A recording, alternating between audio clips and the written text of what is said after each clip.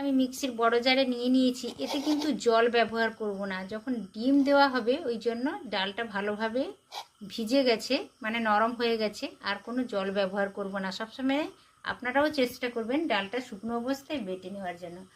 কাঁচা পাকা লঙ্কা দুটো দিয়ে দিলাম, আর কিছু এর মধ্যে দেব না। এবার এইটা বেটে আনবো।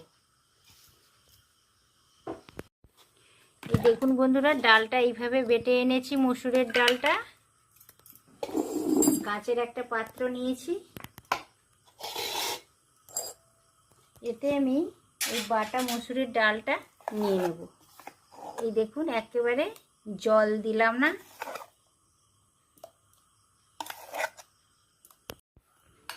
এই দেখুন, কাঁচের পাত্রে আমি ডালটা বেটে মিক্সির জার থেকে ঢেলে নিয়েছি। এই যে আমি 4টা ডিম নিয়েছি, আপনারা চাইলে একটাও নিতে পারেন, দুটোও নিতে পারেন। অল্প ডিমের দ্বারাই কিন্তু এই রেসিপিটা কমপ্লিট হয়ে যায়, সারা ফ্যামিলির সবার খাওয়ার জোগাড় হয়ে যায় অল্প ডিমের মধ্যে। এই দেখুন, আমি ডিমটা ফাটিয়ে নিয়ে নিচ্ছি এর মধ্যে। 4টা ডিম আমি নিয়েছি, আপনারা আপনাদের পরিমাণ মতো নেবেন, কিন্তু অল্প ডিমে এই রেসিপিটা হয়ে যায় এবং বাড়ির সবার খাওয়ার ব্যবস্থা হয়ে যায়। 4টা ডিম ফাটিয়ে আমি নিয়ে নিয়েছি। এটা এবার একটা চামচের সাহায্যে ভালো করে মিশিয়ে নেব। তার আগে এতে স্বাদ মতো আমি লবণ দিয়ে দিলাম, আর অল্প হলুদ দিয়ে দেব। হলুদ দিয়ে দিয়েছি, লবণও দিয়ে দিয়েছি। আর এই দেখুন, একটা পেঁয়াজ আমি খুব ছোট করে একেবারে মিহি করে কেটে রেখেছি, এইটা দিয়ে দেব। গুঁড়ো লঙ্কা দিলাম, কালারের জন্য লাল লঙ্কার গুঁড়ো দিলাম অল্প, ছোট 1 চামচের 1 চামচ। তো এবার সমস্ত উপকরণগুলো আমি ভালো করে ফেটিয়ে নেব। এই ফেটানোটা যত ভালো হবে তত ফুলবে। এত সময় আপনারা বুঝে গেছেন যে আমি কি রেসিপি করতে যাচ্ছি। ডাল আর ডিমের মিশ্রণটা হ্যান্ড ব্লেন্ডারের সাহায্যে ভালো করে ফেটিয়ে নিচ্ছি। ডিমটা ডালের সাথে ভালোভাবে মিশিয়ে দিতে হবে, ওই জন্য একটু বেশি সময় ধরে ফেটিয়ে নিতে হবে। তো মোটামুটি 3-4 মিনিট ধরে আমি ভালো করে ফেটিয়ে নিলাম। মোটামুটি এটা রেডি হয়ে গেছে। এবার আমরা রান্নার মূল পর্বে চলে যাব। দেখুন বন্ধুরা, গ্যাসটা অন করে আমি ওভেনে একটা কড়াই বসিয়েছি। কড়াইতে অল্প তেল দিয়েছি, 1 টেবিল চামচ তেল দিয়েছি। তেলটা বেশ গরম হয়ে গেছে, তেল থেকে ধোঁয়া উঠতে শুরু করেছে। এবার আমি এই ডাল আর ডিমের মিশ্রণটা দিয়ে দেব।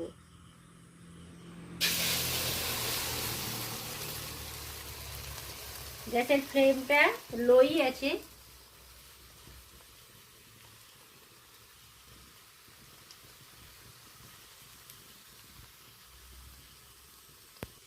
এই পর্যায়ে গ্যাসের ফ্লেমটা কিন্তু বন্ধুরা লোই রাখবেন। যারা উনানে করবেন তারা হালকা আঁচে করবেন, আর যারা গ্যাসে করবেন একেবারে লো ফ্লেমে রাখবেন।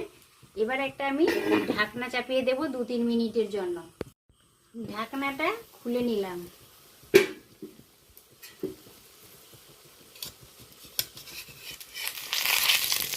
ও সাইডগুলো ছেড়ে গেছে, এই যে দেখতে পাচ্ছেন আপনারা, কিন্তু উপরটা এখনো নরম রয়েছে। আরও কিছু সময় এইভাবে রাখতে হবে, আর একটু বাকি আছে।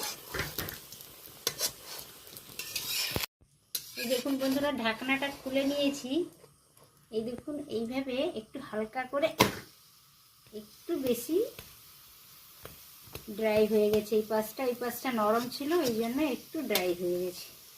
দেখুন বন্ধুরা, ডাল আর ডিমের অমলেটটা আমার নামানো হয়ে গেছে। একটা থালায় আমি ঢেলে নিয়েছি। এবার কড়াইতে 1 টেবিল চামচ তেল দিয়ে দিয়েছি। 2টো আলু আমি ডুবু ডুবু করে কেটে রেখেছিলাম, আলুটা ভেজে নেব। চাইলে আপনারা এটা ডাল আর ডিমের যে অমলেটটা বানালাম আমি, এইটা শুধুই রান্না করতে পারেন, কিন্তু আমি একটু আলু দিয়েই রান্না করব। আলুটা ভেজে নিচ্ছি। লবণ হলুদ দিয়ে কেটে রাখা ডুমু ডুমু করে আলুটা ভেজে নিচ্ছি। আলুটা তত সময় ভাজা হয়, ভাজা হয়ে যাচ্ছে, ভাজা হোক। এই পাশে দেখুন বন্ধুরা আমি কি মশলা ইউজ করছি এই তরকারিটার জন্য।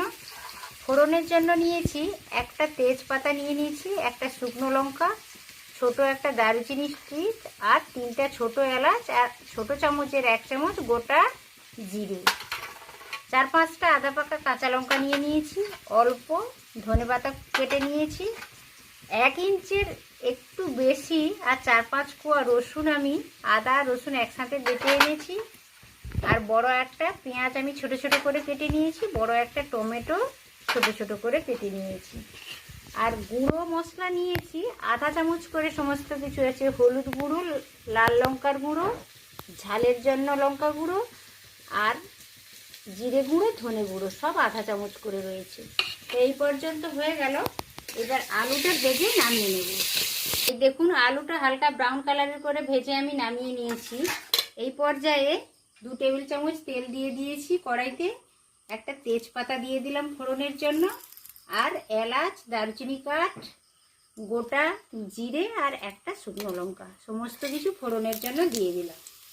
এই তরকারিটা একেবারে নতুন ধরনের তরকারি বন্ধুরা, আপনারা ট্রাই করে দেখবেন, ভীষণ ভালো লাগে খেতে। অল্প ডিমে, ডাল আর ডিমের মিশ্রণে তরকারিটা এত দারুণ হয়, না খেলে আপনারা বুঝতে পারবেন না। ফোড়নটা আমি 1 মিনিট ধরে নাড়াচাড়া করে নিয়েছি, বেশ সুন্দর গন্ধ চলে আসছে। এবার আমি কেটে রাখা পেঁয়াজটা দিয়ে দিলাম। পেঁয়াজটা পেঁয়াজ আর টমেটো ফোড়নের সাথে বেশ ভালো করে নাড়াচাড়া করে নিচ্ছি। আলু ভাজার সময় আমি লবণ দিয়েছি, সেই কথাটা মাথায় রেখে স্বাদ মতো লবণ দিলাম, পরে যদি প্রয়োজন হয় একটু দিয়ে দেবো। পেঁয়াজ টমেটো বেশ নরম হয়ে গেছে। এই পর্যায়ে আমি আদা রসুন বেটে রেখেছিলাম, ওইটা যোগ করে দিলাম। আদা রসুনটা ভালো করে আরও 2-3 মিনিট ধরে পেঁয়াজ টমেটো আদা রসুন ভালো করে নাড়াচাড়া করে নরম করে ভালো করে কষিয়ে নেব। পেঁয়াজ টমেটো আদা রসুনকে ভালোভাবে কষিয়ে নিয়েছি বন্ধুরা। দেখুন কাঁচা গন্ধটা চলে গেছে, তেল ছেড়ে দিয়েছে। এই পর্যায়ে আমি অল্প গরম জল দেব। মশলাগুলো অ্যাড করব, তার আগে অল্প 1 চামচের মতো আমি গরম জল দিয়ে দিলাম। সমস্ত গুঁড়ো মশলাগুলো দিয়ে দিলাম। এবার গুঁড়ো মশলার সাথে ভালো করে কষিয়ে নেব। তেল ছাড়া পর্যন্ত মশলাটা ভালোভাবে কষিয়ে নেব। ভিডিওটা স্কিপ করবেন না, পুরোটা ভিডিও দেখার অনুরোধ থাকলো শুরু থেকে শেষ পর্যন্ত। মশলাটা ভালোভাবে কষানো হয়ে গেছে। এই দেখুন হালকা তেলও রিলিজ করতে শুরু করেছে। এই পর্যায়ে আমি আলুটা ভেজে রেখেছিলাম মশলার সাথে দিয়ে দিলাম। আলুটা মশলার সাথে একটু ভালো করে কষিয়ে নেব। মশলার সাথে আলুটা আমার ভালোভাবে কষানো হয়ে গেছে। এই পর্যায়ে আমি গরম জলটা অ্যাড করে দেবো। যখন আপনাদের একঘেয়েমি ডাল বা একঘেয়েমি ডিম খেতে ইচ্ছে করবে না বন্ধুরা, এইভাবে ডাল আর ডিম একসাথে অমলেট বানিয়ে রান্না করে নেবেন, খেতে কিন্তু দুর্দান্ত লাগে।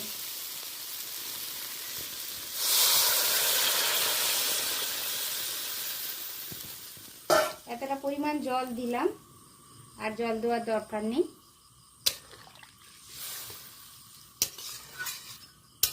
তরকারিটা হালকা ফুটতে শুরু করেছে, এখন ফুটুক। এদিকে দেখুন বন্ধুরা, ডাল আর ডিমের যে অমলেটটা আমি বানিয়েছি কত দারুণ লাগছে দেখুন বন্ধুরা।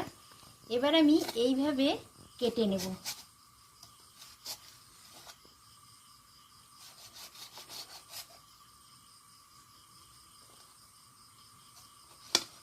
দেখতে যতটা সুন্দর, খেতেও ভীষণ ভালো লাগে। অল্প ডিমেও বাড়ির সবার ভালোভাবে খাওয়ার রেডি হয়ে যায়। পিস করে কেটে নিয়েছি। এর পরের স্টেপ হচ্ছে এগুলোকে ছোট ছোট এইভাবে কেটে নেব। এই যে এইভাবে পিস পিস করে কেটে নেব। দারুণ লাগে খেতে। একবার হলেও ট্রাই করে দেখুন, ভীষণ ভালো লাগবে। আর এই ডিম আর ডালের মিশ্রণটা একটু ঠান্ডা করে কাটবেন বন্ধুরা, তাহলে সুবিধে হবে।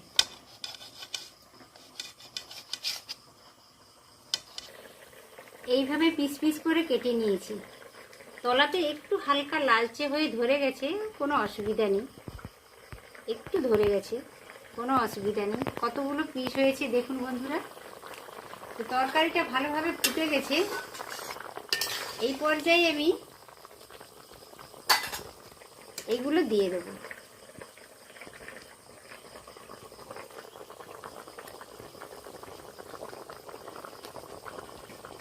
এই রান্নাটা খুব তাড়াতাড়িও হয়ে যায়, ঝামেলা ছাড়া। কতটা ভালো দেখাচ্ছে দেখুন বন্ধুরা। এক বাটি ডাল আর 4টা ডিম দিয়ে 7-8 জনের তরকারি রেডি হয়ে গেল অনায়াসেই। এই তরকারিটা শুধু গরম ভাতের সাথে নয়, রুটি পরোটা লুচির সাথেও বেশ ভালো লাগবে। আধা চামচ আমি চিনি দিয়ে দিলাম, হালকা মিষ্টি মিষ্টি লাগলে তরকারিটা খেতে বেশ ভালো লাগবে।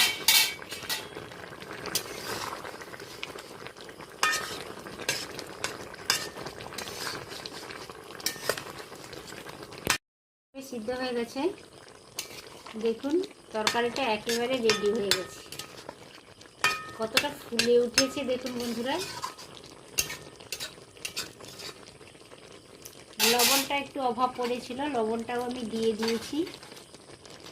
এই জায়গায় আমি 4-5টা আদা পাকা কাঁচা লঙ্কা দিয়ে দিলাম, আর ধনেপাতা ছড়িয়ে দিলাম উপরে। আপনাদের কাছে যদি ধনেপাতা না থাকে তাহলে অবশ্যই একটু গরম মশলা ছড়িয়ে দেবেন উপরে, বেশ ভালো লাগবে খেতে। এই দেখুন বন্ধুরা, ডাল আর ডিমের মিশ্রণে আলু দিয়ে তরকারিটা আমার কমপ্লিট হয়ে গেছে। দেখুন কতটা সুন্দর দেখাচ্ছে। এইভাবে বন্ধুরা ট্রাই করে দেখবেন, আশা করি সকলের ভালো লাগবে। আর ভিডিওটা যদি ভালো লেগে থাকে অবশ্যই একটি লাইক দেবেন, পরিচিতদের মধ্যে শেয়ার করবেন, আর ছোট্ট ইউটিউবারের চ্যানেলটিকে অবশ্য সাবস্ক্রাইব করে রাখবেন নিত্য নতুন ভিডিওর আপডেট পাওয়ার জন্য। আজ তাহলে এই পর্যন্ত, আবার দেখা হবে পরের কোনো রেসিপির সাথে। তত সময় আপনারা সকলে সুস্থ থাকুন, ভালো থাকুন। আজকের মতো টাটা, নমস্কার।